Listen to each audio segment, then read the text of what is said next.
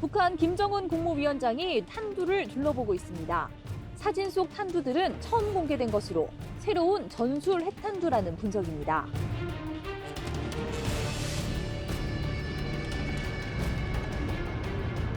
핵은 절대 무기라고 불리지 않습니까? 핵에 대응할 수 있는 건 핵무기밖에 없다.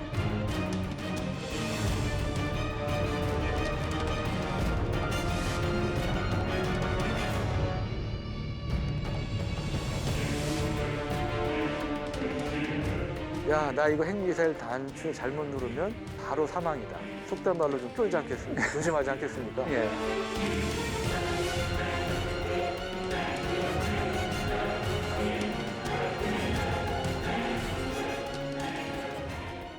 과연 북핵 억제 수단이 될 수 있을 것인가에 대해서 의문을 제기하는 분들도 현무 미사일만으로 대응하는 것은 어렵겠죠.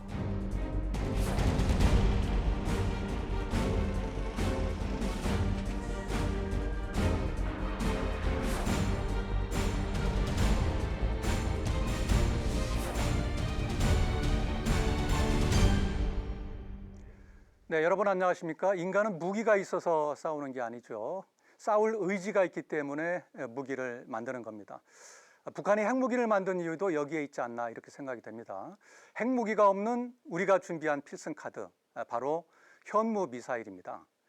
이 현무 미사일을 만든 정치적 배경에 대해서 오늘 살펴볼까 합니다. 오늘 특별한 게스트 모셨습니다. 군사 전문 기자로 이름을 떨치다가 지금은 대한민국의 정치인으로 입법 활동으로 그 역할을 이어가고 계신 분입니다. 국민의힘 유용은 의원님 자리에 함께 있습니다. 안녕하십니까? 네, 안녕하세요.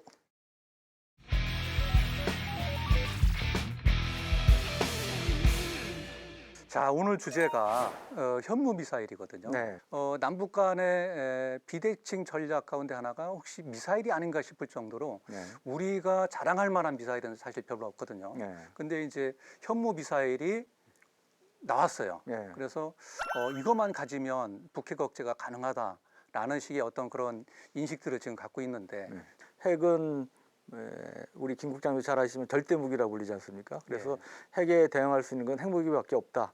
이런 얘기도 많이 하지만 우리는 핵무기를 가질 수 없기 때문에 이른바 비핵 수단으로 북한의 핵 위협에 대응을 해야 되기 때문에 그런 근본적인 한계는 있다. 쉽게 얘기하면 우리 뭐 이제 손이나 다리 정도를 묶어놓고 싸워야 되는 이런 면에서 불균형 상태가 되고 있다고 볼 수 있고요.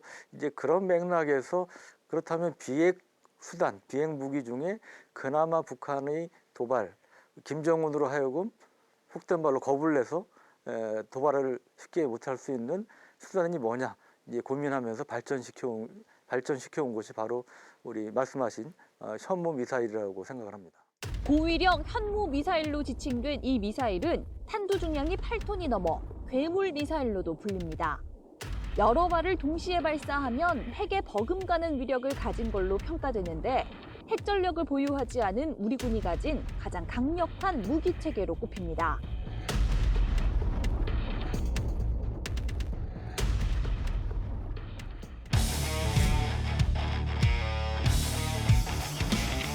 그러면 처음에 우리가 미사일을 개발할 때 미사일을 만들 만한 그런 능력이 있었던 겁니까? 1970년대 박 대통령 시절에 지대지 탄도미사일을 개발을 했는데 그때는 뭐 자주국방을 추진했지만 속된 말로 맨 땅에 헤딩하듯이 무기를 만들어야 될 때죠. 그러니까 그때 영국이라든지 이런 이제 미국에서는 적극적으로 지원을 안 해주니까 유럽 국가에도 노력을 했었고요. 그래서 그때 이제 탄도미사일 중에 핵심적인 장비가 이제 유도 장치 중에 INS라고 불리는 관성항법 장치인데 이런 것도 미국 외의 국가에서 이제 지원받아서 좀 기술을 축적을 좀 해놓은 곳이 있었습니다. 다만 이제 80년대 들어서 전두환 정권이 들어서면서 이제 미국이 눈치를 본 미국에 좀 우호적인 제스처를 취한다고 국방과학연구소를 대량 해직을 했습니다. 그때 특히 미사일 팀을 아예 해체를 시키다시피 했었는데 그때 사실은 미사일 팀이 해체되면서 박정희 대통령 시절에 축적됐던 탄도미사일 기술이 거의 와야 될 위기에 처했었는데 다시 이제 83년 아웅산 사태를 계기로 해서 다시 이제 그 미사일 팀이 살아나고 현무 미사일이 개발이 된 겁니다. 예, 알겠습니다. 현무 미사일도 뭐 역사가 오래되지 않았습니까? 네, 예. 그 기원은 백곰이라는 미사일이 있습니다. 이게 뭐냐면 그 1970년대에 박정희 대통령 시절에 자주국방이 추진됐죠. 그때 핵 개발도 했고 핵무기를 운반하기 위한 수단으로 지대지 미사일이 개발됐는데 이게 바로 백곰입니다. 근데 이게 이제 사거리 180km였던 미사일이었고 이것을 쭉 다음 단계로 발전시킨 게 이제 현무고요. 180km에서 시작을 해서 800km 이상의 사거리를 갖는 이런 미사일로 이제 발전이 되었습니다. 말씀하신 대로 180km 정도 네. 처음에는 이제 사거리를 가진 미사일을 시작을 해서 네. 지금은 800km까지 왔단 말이죠. 네. 그 사이에 뭔가 그 정치적인 변화가 있었을 것 같아요. 예.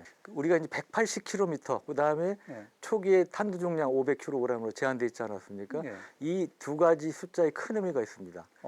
우선 180km의 사거리가 갖는 의미는 이 평양까지 때릴 수 있는 미사일까지는 미국이 오케이 해준 겁니다. 예. 우리가 이제 그때 박정희 대통령 시절에 자주국방 하겠다고 그러고 막 이제 미사일도 만든다고 그러고 그렇죠. 그러니까 예. 그다음에 500kg은 뭐냐면 핵탄두를 좀 소형화해서 가장 작게 할 수 있는 무게가 500kg입니다.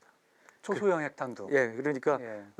우리가 전술핵 예. 탄두 무게가 기본적으로 하한선이 500kg이기 때문에 예. 그래서 500kg 이상은 안 된다고 제안을 했던 거죠. 왜냐하면 박정희 대통령이 핵 개발을 추진한 그런 전력이 있기 때문에 미국이 그것을 견제하기 위해서 이제 그렇게 처음에 이제 족쇄를 어떻게 채워놨던 건데 예를 들어 500km 정도면 이제 북한 전역을 이제 커버를 할 수가 있는데 예. 일단 미국 입장에서는 한국이 유사시에 그나마 북한에 대해서 제대로 평양 정도 때릴 수 있으면 우리가 더 뭐 욕심을 안 부려도 되겠다 이렇게 설득할 수 있는 거리로 생각했던 것 같습니다. 그리고 거기, 예. 그리고 예를 들어 800에서 1000km가 넘어간다면 이거는 이제 중국이라든지 일본, 베이징이라든지 도쿄까지 사정권에 넣을 수 있는 거 아닙니까? 1000km 넘어가면. 예. 예, 그렇기 때문에 이제 그런 면에서 이제 미국도 견제를 해왔던 측면이 있죠. 북한은 국제사회 거듭되는 압박에도 아랑곳하지 않고 지난 10년 동안 핵실험을 5번 감행했습니다. 북한의 핵실험장이 있는 풍계리는 핵 관련 활동을 숨기는 것은 물론 외부 공격에 대한 보호도 어렵지 않습니다. 북한 김정은 국무위원장이 녹색 몸체에 앞부분은 붉은색으로 도색된 탄두를 둘러보고 있습니다. 사진 속 탄두들은 처음 공개된 것으로 새로운 전술 핵탄두라는 분석입니다.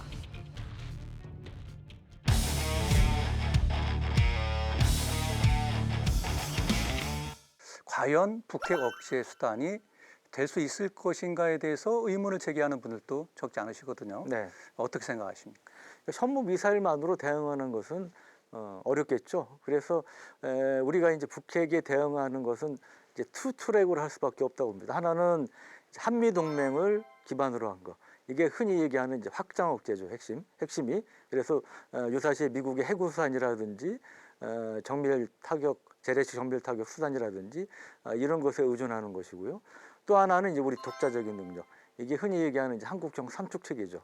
그래서 여기에는 이제 뭐 잘 아시는 킬체인, 그다음에 한국형 미사일 방어 체계, KMPR, 대량 응징 보복 이런 것들이 있고 그 중에 한 수단이 이제 현무 5라고 불리는 이제 괴물 미사일을 비롯한 탄도 또는 이제 수랑 미사일이 해당이 되는데 그래서 투 트랙을 같이 병행해서 북핵에 대응하는 그나마 현실적인 방안이 될 것 같습니다. 그 현무 미사일 위력이 어느 정도 수준이길래 네. 북핵을 억제하는데 중요한 수단 가운데 하나가 되고 또 반격했을 때 북한에 대해서 어느 정도 영향을 주는 무기 체계인가 사실 이게 궁금하거든요. 네. 예. 김정은 평양 인근에 김정은 지하 벙커가 지하 100m 이하에 있다고 흔히들 얘기하지 않습니까? 예. 근데 이제 그런 지하 100m 이하에 있는 벙커도 파괴할 수 있다. 이제 그런 얘기를 하죠. 그래서 일부에서는 뭐 전술핵 무기 이력이다 얘기하는데 예. 그거는 좀 과장된 표현이고요. 그렇습니까? 아무리 그래도 전술핵 무기가 같을 수 있겠습니까? 예. 네. 근데 이제 상당한 위력을 갖고 있다. 그리고 우리가 이제 보통 혼동하는 게 지하 100m 이하에 있는 걸 파괴한다 그러면 100m까지 그대로 관통해서 파괴하는 게 아니고 예. 실제로 들어가는 거는 한 6, 70m 정도 들어간 다음에 거기서 터지면 그 충격파가 아래로도 향하겠죠. 예. 그럼 거기에 의해서 이제 100m든 그 이하에 있는 것도 이제 무너뜨릴 수 있다. 북한, 특히 김정은으로 하여금 야, 나 이거 핵미사일 단추 잘못 누르면 바로 사망이다. 는 인식을 심어주면 김정은이 속된 말로 좀 쫄지 않겠습니까? 조심하지 않겠습니까? 예. 그러니까 그게 이제 전문 용어로 하면 억제인 거죠. 그렇죠. 예. 예. 예. 그렇다면 상대방을 어떻게 느낄까? 예. 이 점이거든요. 예. 어떻습니까? 북한도 이 미사일에 대해서 두려움을 좀 갖고 있을까요? 그러니까 이게 이제 제대로 그건 확인이 어렵죠, 사실. 그렇죠. 근데 상당히 의식하고 있다. 예. 하는 거는 우리가 확인할 수 있는 부분이 있어요. 뭐냐면 예. 북한도 얼마 전부터 KN-23 고위력 미사일을 개발을 하고 있습니다. 예. 그래서 KN-23 탄두 중량이 보통 500kg 이상으로 보는데, 근데 북한이 얼마 전에 고위력 미사일을 시험에 성공했다고 예. 발표를 했어요. 근데 이게 얼마짜리냐? 무게 2.5톤짜리입니다. 2.5톤. 그러니까 우리가 8, 9톤의 셔무5로 개발했다고 그러니까 예. 이제 북한도 고위력 탄도 미사일을 예. 개발하고 있다고 보여주고 싶은 거예요. 그래서 셔무5 같은 고위력 미사일을 김정은이 적어도 의식하고 있구나라고 느낄 수 있는 대목이라고 봅니다. 알겠습니다.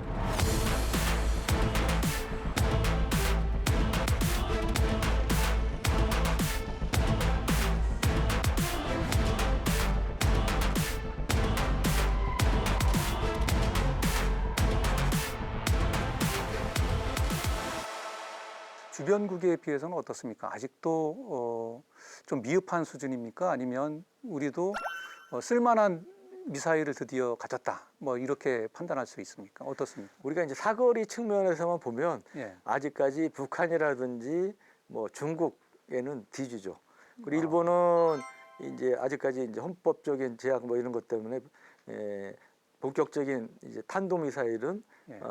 보유하고 있지는 않죠. 물론 이제 개발을 하고 있습니다만, 다만 이 션무5 같은 단거리 미사일 중에 이 고위력, 엄청난 탄두 중량, 어마무시한 탄두 중량을 가진 고위력 미사일은 아직까지 없는 걸로 알고 있습니다. 전 세계적으로요. 전 세계적으로 봤을 때. 그래서 그것은 우리가 이제 비계 우위에 서 있다고 자랑할 만하다고 생각합니다. 알겠습니다. 그러면 요거를 좀 탄두를 약간 무게를 낮추면 네.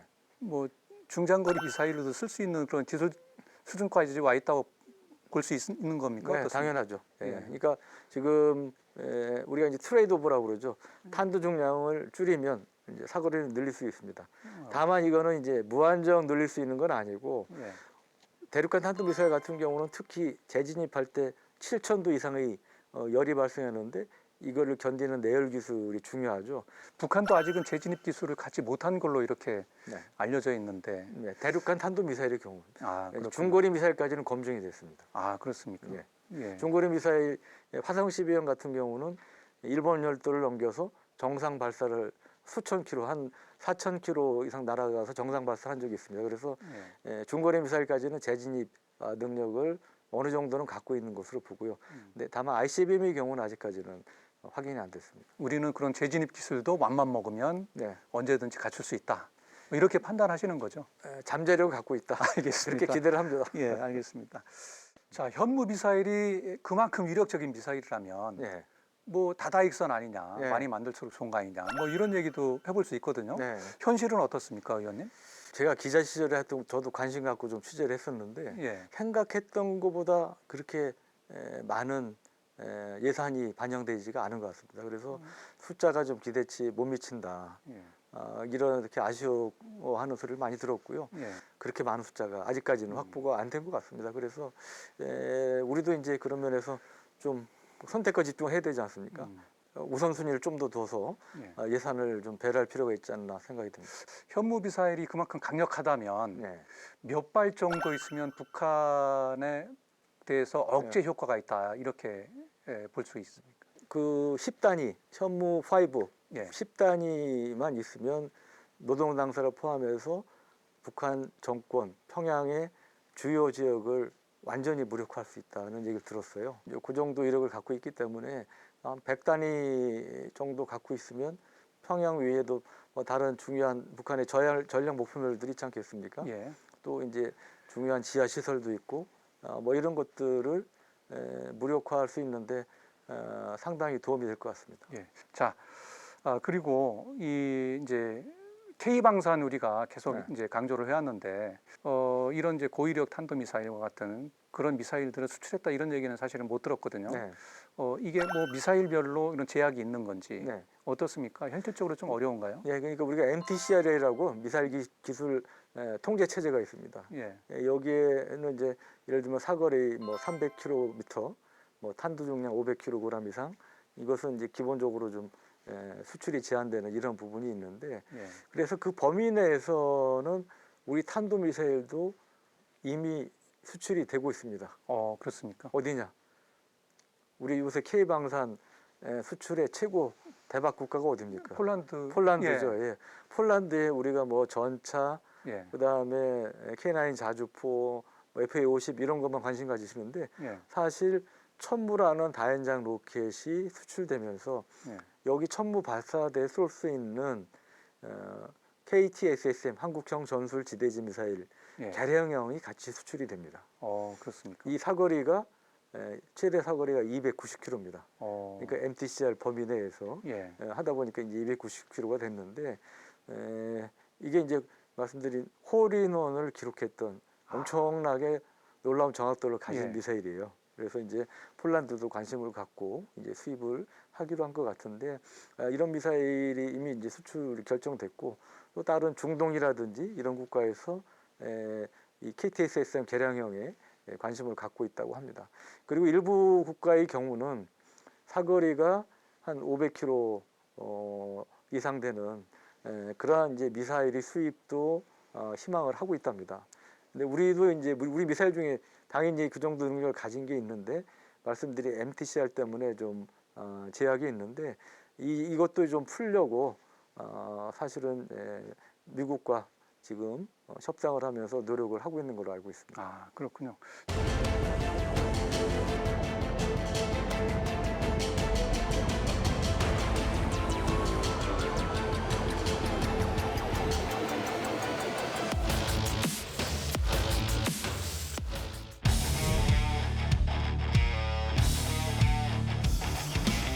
앞으로 이런 미사일을 지속적으로 더 개발을 해서 현무 5를 넘어서는 현무 6, 뭐 현무 7, 뭐 현무 8 이런 식으로 고위력 탄도 미사일을 발전시켜 나가는 것도 바람직하지 않나라는 생각이 드는데 네. 실제로 그런 일들을 지금 하고 있다고 볼 수가 있나요? 어떻습니까? 네. 뭐 당연한 말씀이고요. 저는 국방과학연구소를 중심으로 해서 그런 노력들을 하고 있는 걸로 알고 있습니다. 예를 들면 이제 현무 5가 8에서 9톤 탄두로 알려져 있는데 이거는 이제 단일 탄두를 기준으로 했는데 이거를 이제 다탄두 미사일로도 발전시킬 수가 있죠. 그래서 한 발의 현무 5에서 서너 개의 탄두를 가진 서너 개의 탄두를 장착해서 다른 목표물을 공격할 수 있는 이러한 이제 다탄두 미사일을 발사할 수도 있고 또 하나는 우리가 이제 이 전자 장비 비중이 커지니까 큰 위력을 발휘할 수 있는 게 EMP 무기 아닙니까? 이 현무 5 탄두 중량이 크기 때문에 여기에 강력한 EMP 탄두를 장착할 수가 있겠죠. 그래서 EMP 탄두를 장착한 현무 5 그리고 궁극적으로는 지금 잠수함에 장착한 이제 SLBM이 북한 SLBM 위협에 대응해서 부랴부랴 이제 개발을 하다 보니까 현무 투비를 개량한 형태 그닥 이제 고위력이 아닌 그런 SLBM이에요. 근데 사실은 SLBM은 원래 어느 나라든 핵탄두를 탑재한 전략 무기로 개발합니다. 근데 우리는 핵탄두 탑재가 안 되니까 그러니까 뭐 안고 없는 뭐다 찐빵이다 뭐 이런 얘기까지 나왔는데 대신에 여기에 EMP 탄두든 아니면 보다 강력한 고위력 탄두를 장착한 이러한 이제 SLBM을 이제 개발할 필요도 있다고 생각이 됩니다. 그래서 그런 노력들을 이미 저는 군 당국에서도 하고 있는 것을 알고 있는데 좀 더 이제 주마가편의 심정으로 말씀드리면 좀 더 여기 많은 예산과 노력을 투입하고 기울일 필요가 있다고 봅니다. 군용 위장 담요를 덮어쓰고 우크라이나 군인 옆에 매복하고 있던 로봇개가 정찰 임무에 나섭니다.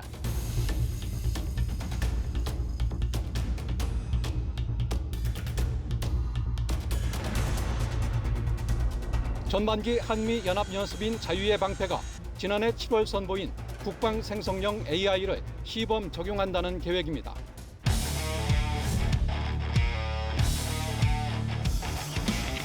요즘 그 전쟁 양상을 보면 뭐 AI를 이용한 뭐 수단, 그다음에 드론 뭐 이런 것들이 계속적으로 이제 커지고 있는데 말씀하신 대로 현무도 그런 시스템을 갖추려면 어떤 노력을 좀 취해야 된다고 보십니까? 중요한 거는 그런 것들을 활용해서 소위 4차 산업혁명 기술 등을 활용해서 좀 더 정확도가 높아지는, 파괴력을 높이는 것보다 정확도를 높이는 게 훨씬 중요하다고 되어 있습니다. 그러니까 북한의 이제 KN-23 미사일 같은 경우 러시아에 지원이 돼서 우크라이나에 사용이 됐는데 처음에 정확도가 1에서 3km에 달았다고 그러잖아요. 그러니까 이거 미사일이라고 표현하기도 어려울 그렇죠. 정도인데 예. 지금은 이제 100에서 한 200m로 높아졌다고 그럽니다. 예. 근데 우리 현무 같은 경우는 뭐 10m 안팎까지, 그다음에 이 단거리 이 KTSM이라고 불리는 이 전술 지대지 미사일은 최대 사거리가 한 180km 되는데요. 이거는 이제 홀인원을 기록한 적이 있습니다. 아, 그렇습니까? 네, 그러니까 그 아주 유명한 사진도 있는데 예. 이 표적이 이제 골프 홀의 깃대 같은 게 이제 이제 표적으로 꽂혀 있는데 예. 여기에 이 정확히 미사일이 명중을 한 겁니다. 아, 예, 그래서 그 홀인원 했다는 표현도 있는데 예. 하여튼 그 정도로 이제 정확도가 뛰어난 기록을 세우기도 했는데 이렇게 이제 정확도가 높여지면 고전적인 탄도 미사일이라도 가공할 유력을 발휘할 수가 있는 거죠. 그러니까 그런 면에서 보면 어찌 보면 또 네. 최첨단 미사일이다 이렇게도 볼 수가 있겠네요. 그렇죠. 계속 이제 예. 그렇게 업그레이드가 되고 있죠. 알겠습니다. 네, 현무5 미사일은 단순한 무기 체계가 아닙니다. 우리의 생존 전략이 담긴 상징이죠. 북한은 핵무기를 만들었고요. 우리는 거기에 맞서서 현무5 미사일을 만들었습니다. 하지만 현무5 미사일이 과연 북한의 핵을 억제할 수 있을 것인가에 대해서는 여전히 의문이 남는 것 같습니다. 오늘 국민의힘 유영원 의원님과 함께 현무5 미사일을 만든 배경과 정치적 의미에 대해서 함께 살펴봤습니다. 오늘 말씀 고맙습니다. 네, 감사합니다.